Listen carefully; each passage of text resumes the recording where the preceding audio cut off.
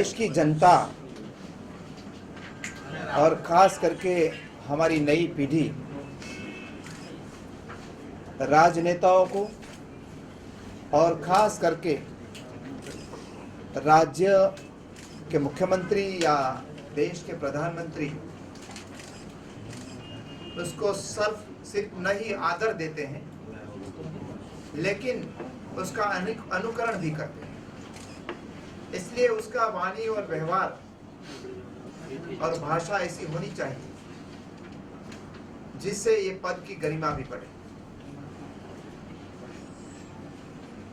गुजरात के मुख्यमंत्री ने अपनी कथनी और करनी से गुजरात को बार बार बदनाम तो किया ही है, और उसकी खुद की करतूतों से उनको कई राज्य में, कई देश में आज वीजा नहीं मिल रहा है। बिहार जैसे प्रदेश में उनके ही सहयोगी उसको आने के लिए मना कर रहे हैं, और उनके ही प्राइम मिनिस्टर अटल बिहारी जी को कहना पड़ा था कि उन्होंने राजधर्म नहीं निभाया। लेकिन इतने सालों के बाद भी उसमें कोई सुधार नहीं। कल वो हिमाचल प्रदेश की चुनावी यात्रा, चुनावी दौरे पे थे, और वहां जाकर उनको हिमाचल की जनता की बात करनी चाहिए थी, गुजरात की जनता की बात करनी चाहिए थी। उनकी जगह उन्होंने जिस तरीके से, जिस भाषा का प्रयोग किया, वो कोई राजनेता की भाषा नहीं, लेकिन टपोरी की भाषा थी।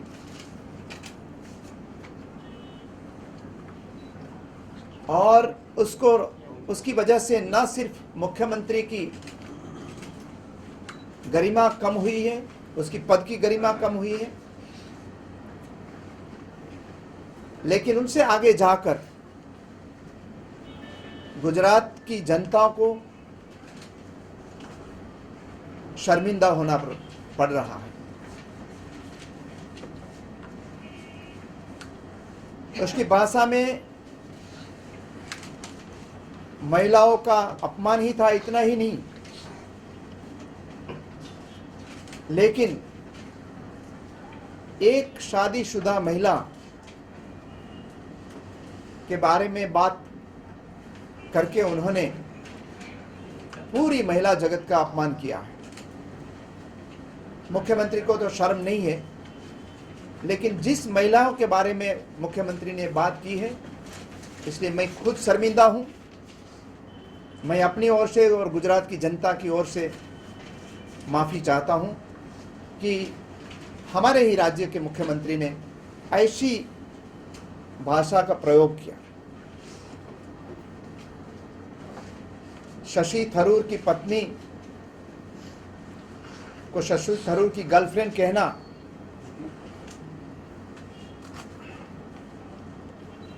युवाओं को गर्लफ्रेंड हो तो वो भी सम्मानजनक बात है, लेकिन ये पत्नी को ऐसी तरह नीचे गिरा के बात करना, ये हमें शोभा नहीं देता। किसी निजी मामले के, किसी व्यक्ति के निजी मामले में टिप्पणी करना भी हमें शोभा नहीं देता। मैं भी चाहता तो उसकी कई निजी बातें हैं जिसका दस्तावेजी पुरावा हमारे पास है। भारतीय जनता पार्टी के ही लीडर मफत भाई पटेल ने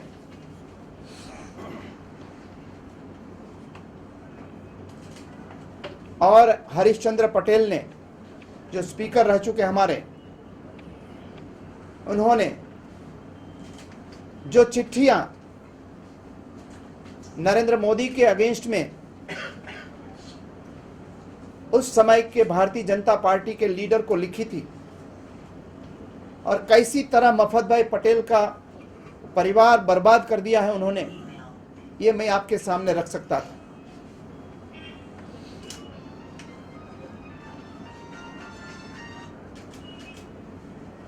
और ये भी कह सकता था कि नरेंद्र मोदी का खुद का दाम्पत्य जीवन भी कैसा रहा।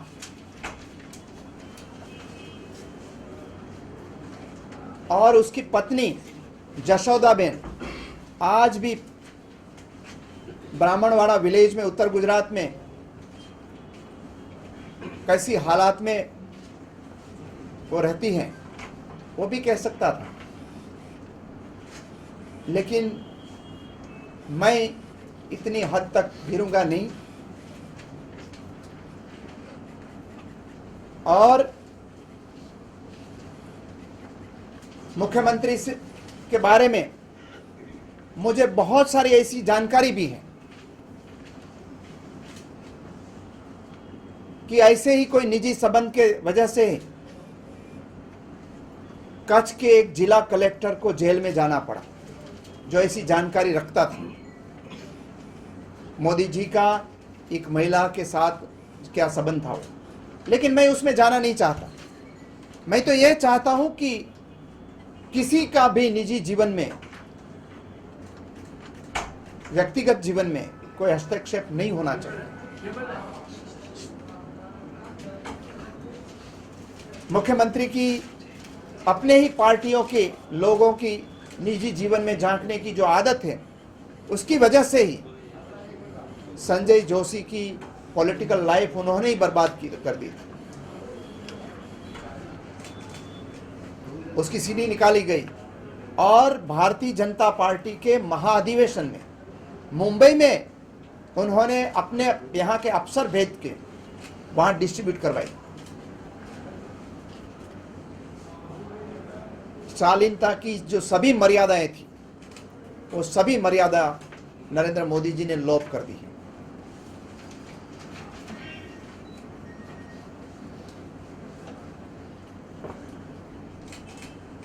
नरेंद्र मोदी जी महिलाओं पर कितना कृपा पात्र है। अपने अपने साथ जो अच्छा रिश्ता रखने वाले, मैं कैसा रिश्ता है उसके बारे में भी टिप्पणी नहीं करना चाहता, लेकिन एक ही नीरा डाडिया आई गुजरात में और टाटा के लिए 33,000 करोड़ लेकर चली गई।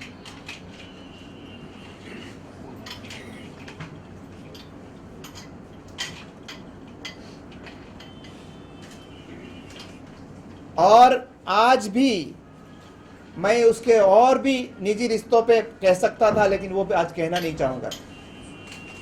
लेकिन मैं ये जरूर कहना चाहूंगा कि ये गुजरात का चुनाव है। कल उन्होंने भाषण दिया, वो हिमाचल का चुनाव था, और यही चुनाव में गुजरात में मुख्यमंत्री ने क्या उपलब्धियां प्रजा के लिए करवाई, उसकी चर्चा हमारे साथ करें। मैं भी उसके निजी जीवन की चर्चा करना नहीं चाहता, ना अभी तक किया है। और हिमाचल में उनकी सरकार ने क्या उपलब्धियां की, उनकी चर्चा करें।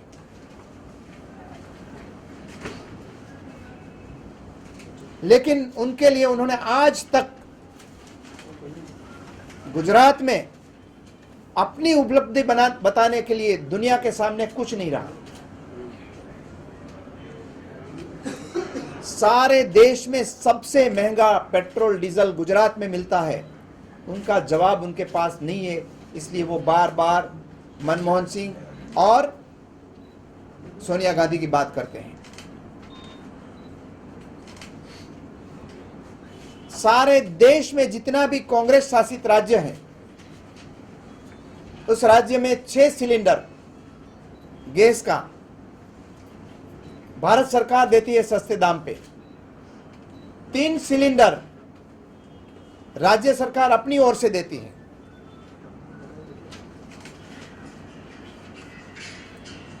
और गुजरात कांग्रेस ने तय किया है कि वो शासन में आएंगे तो 12 सिलेंडर देंगे। पेट्रोल और डीजल का दाम कम करेंगे।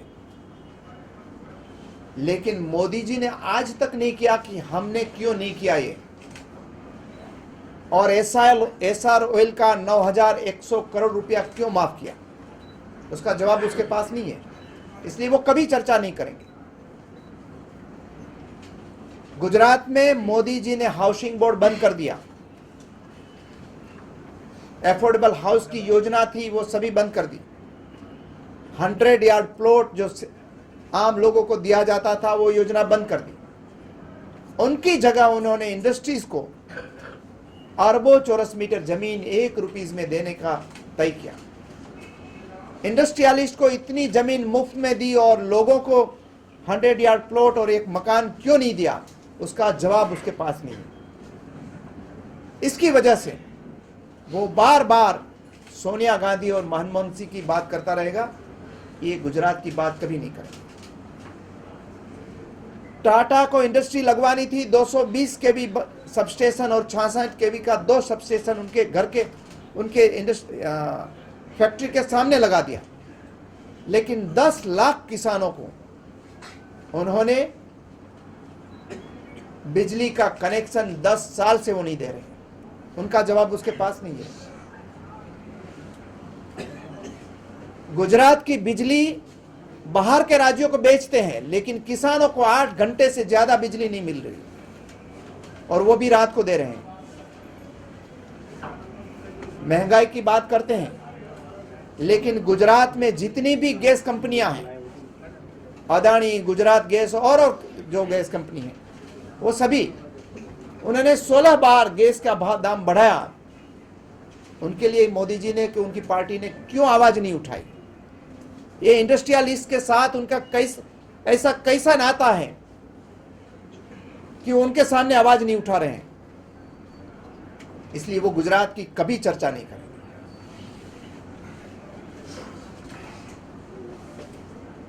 गुजरात में 4 कार कंपनियों को 2 लाख करोड़ का फायदा सरकारी ट्रेजरी में से मोदी ने करवाया, लेकिन हमारे गुजरात के किडनी पेशेंट, हार्ट पेशेंट और कैंसर पेशेंट हैं, उसकी मुफ्त सारवार होती थी कांग्रेस के शासन में, वो क्यों बंद हुई? मेरे जैसे हजारों युवा उस समय की कांग्रेस की सरकार ने उन्हें किसी 1 रुपये फी लिए बिना पढ़ाया, और आज लाखों रुपीस डोनेशन और फीस क्यों लिया जा रहा है? उनका जवाब उसके पास नहीं है।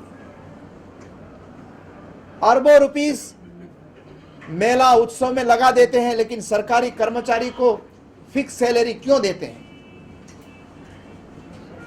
उसको पूरा पेमेंट क्यों नहीं दे रहा, स्केल क्यों नहीं दे रहे हैं? उसका जवाब भी उसके पास नहीं है। इसलिए आज इतनी गंदी जबान से वो बात करते हैं कि हर गुजराती को शर्म आती है। मैं उसको इनवाइट करता हूं कि कभी भी वो गुजरात के मुद्दे पर हमारे सामने आए, डिबेट करें। पराजित होंगे, स्वीकार कर लेंगे हम, लेकिन बार बार एक ही निशाना बनाना, सोनिया गांधी, डॉक्टर मनमोहन सिंह या हमारे नेशनल लेवल के कोई भी लीडर, उनका चुनाव नहीं है, चुनाव गुजरात का है। बात हो रही दिल्ली की। गुजरात में लोकायुक्त क्यों नहीं है? इतना मोदी जी को किन से डर है कि आज तक उन्होंने 8 साल से लोकायुक्त अपॉइंटमेंट नहीं होने दिया? अगर वो उन्होंने कुछ गलत नहीं किया है तो डरने का कहां सवाल है? मैंने बार बार चैलेंज किया है नरेंद्र मोदी जी को कि अगर उसमें हिम्मत है, उसकी पुलिस में, तो मुझे एक दफा वो टच करके देख ले, मैं कानून क्या है उसको सिखाऊंगा। मोदी में ये हिम्मत क्यों नहीं है कि सीबीआई हो, एफबीआई हो या सीआईडी हो, कोई भी हो, वो जो भी जिसकी इंक्वायरी करनी है वो कर ले, वो सामने से इनवाइट करे। कभी नहीं करेंगे। मोदी जी को यह पूछना चाहता हूं मैं कि अगर आपने सभी सच्चे काम किए हैं तो हरेन पंड्या ने की हत्या आपने करवाई थी, ऐसा एलिगेशन हरेन पंड्या के परिवारजनों ने क्यों आप पर डाला? संजय जोशी की सीडी का रास्ता उसका डायरेक्टर, प्रोड्यूसर और डिस्ट्रीब्यूटर का रास्ता है, वो चीफ मिनिस्टर की ऑफिस की ओर क्यों जाते हैं?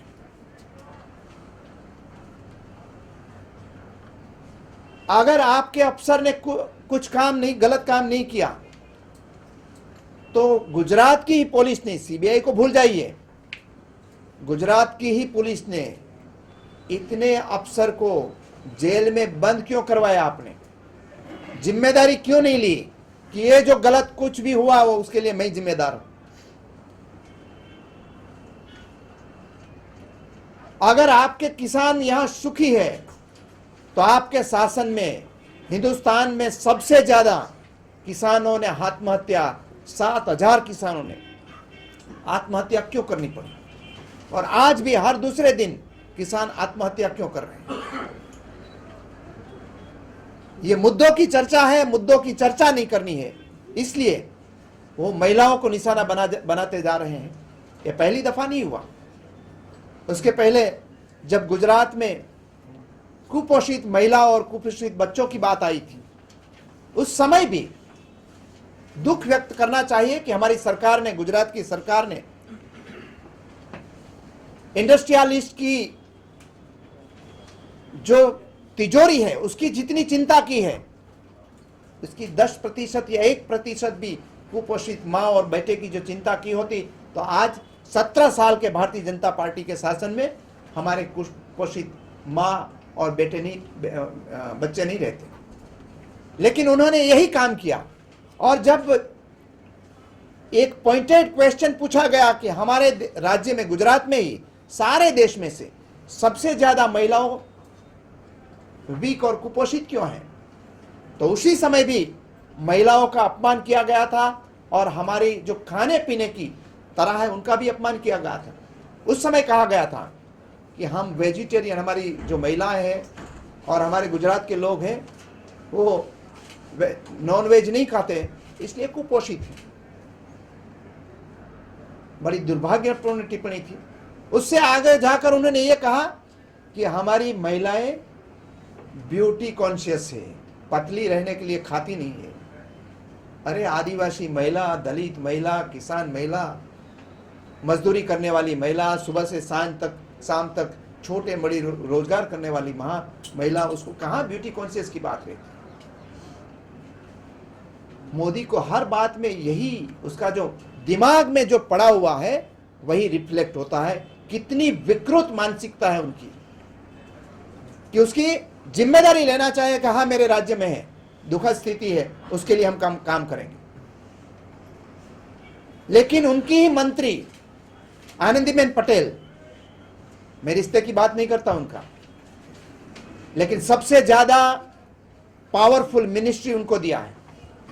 और ये मिनिस्ट्री को भारत सरकार ने एवरी ईयर ये कुपोषित बच्चे और महिलाओं के लिए 500 करोड़ की राशि दी जाती है और ये राशि का उपयोग बच्चों के लिए और महिलाओं के लिए करना चाहिए। उन्होंने अपनी जो पेट कंपनियां 3 थी